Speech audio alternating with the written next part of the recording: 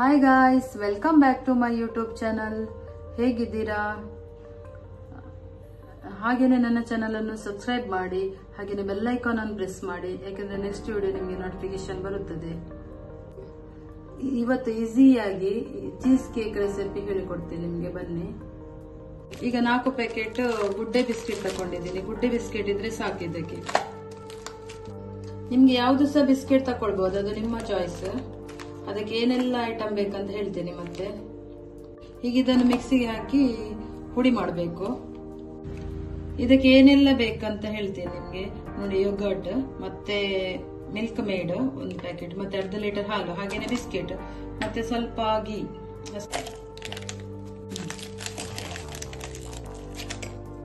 ಇದನ್ನೀಗ ಪುಡಿ ಮಾಡಿ ತರ್ತೇನೆ, ನೋಡುವ.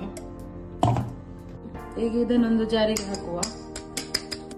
ಈಗ ಒಂದು 2 ಸ್ಪೂನು ಗೀ ಹಾಕಿ ಇದನ್ನು ಮಿಕ್ಸ್ ಮಾಡುವ.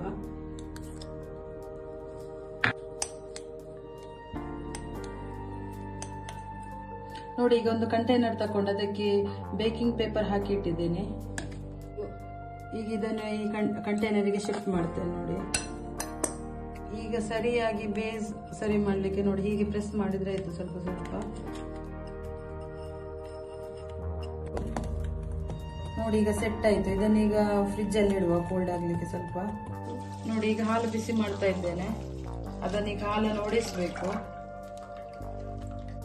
ಲೆಮನ್ ಹಾಕ್ತಾ ಇದ್ದೇನೆ.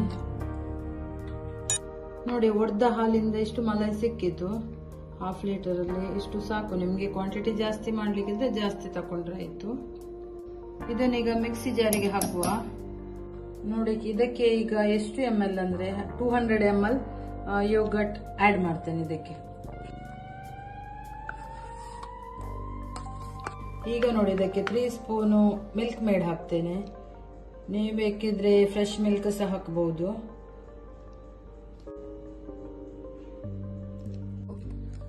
ಮತ್ತೆ 1 ಸ್ಪೂನ್ ಸಕ್ಕರೆ ಹಾಕ್ತೇನೆ ಇದಕ್ಕೆ. ಯಾಕಂದ್ರೆ ಸ್ವೀಟ್ ಇರ್ತದೆ, ಜಾಸ್ತಿ ಹಾಕಿದ್ರೆ ಜಾಸ್ತಿ ಸ್ವೀಟ್ ಆಗ್ತದಲ್ಲ. 1 ಸ್ಪೂನ್ ಸಾಕು ಇದಕ್ಕೆ. ಇದನ್ನೀಗ ಗ್ರೈಂಡ್ ಮಾಡುವ. ಈಗ ನೋಡಿ, ಈ ತರ ಗ್ರೈಂಡ್ ಆಯ್ತು. ಇಷ್ಟು ತಿಕ್ಕ ಲೇಯರ್ ಆಯ್ತು. ಇವಾಗ ಇದನ್ನು ಆಗ ರೆಡಿ ಮಾಡಿಟ್ಟ ಕಂಟೈನರಿಗೆ ಹಾಕುವ.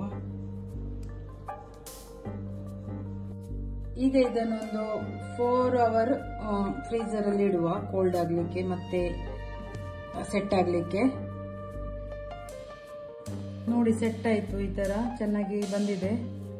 ನೀವು ಸಹ ಟ್ರೈ ಮಾಡಿ.